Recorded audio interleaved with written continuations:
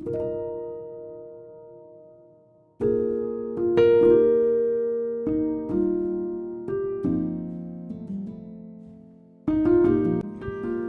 My YouTube friends, কেমন আছো সবাই?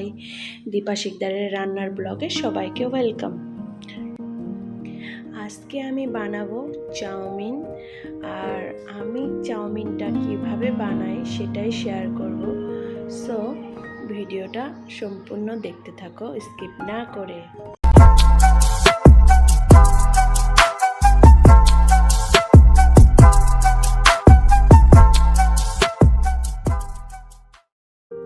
এগ চাউমিনের জন্য আমি এখানে একটা বড় সাইজের আলু নিয়েছি, একটা বড় সাইজের টমেটো, দুটো মিডিয়াম সাইজের পেঁয়াজ, মটরশুঁটি, কাঁচা লঙ্কাগুলি কুচি করে নিয়েছি, একটা ডিম, আর এখানে চাউমিন নিয়েছি।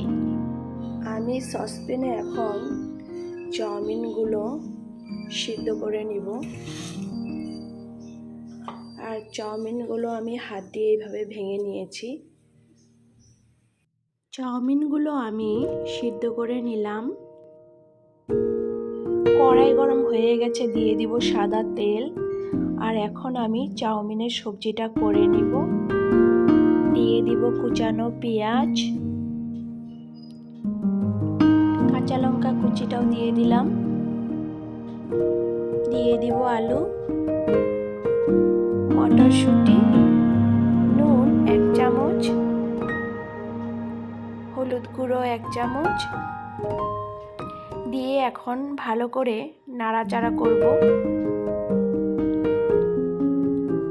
সবকিছু ভাজা হয়ে গেছে, এখন দিয়ে দিব ডিম।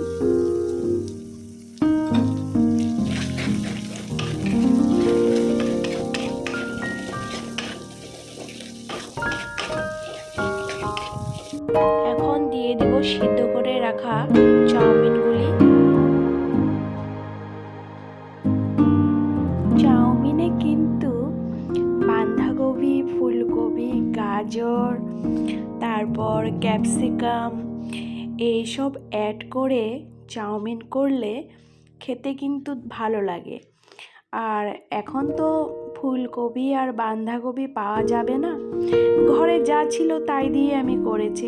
দিয়ে দিব সামান্য সয়া সস,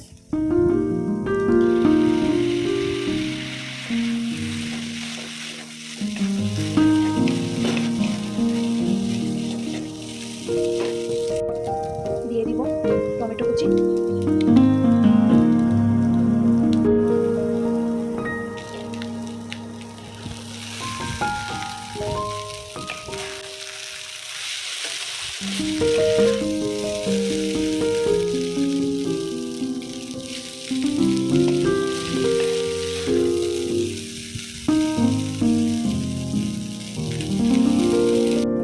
চাউমিনের মশলাটা এখন দিয়ে দিব।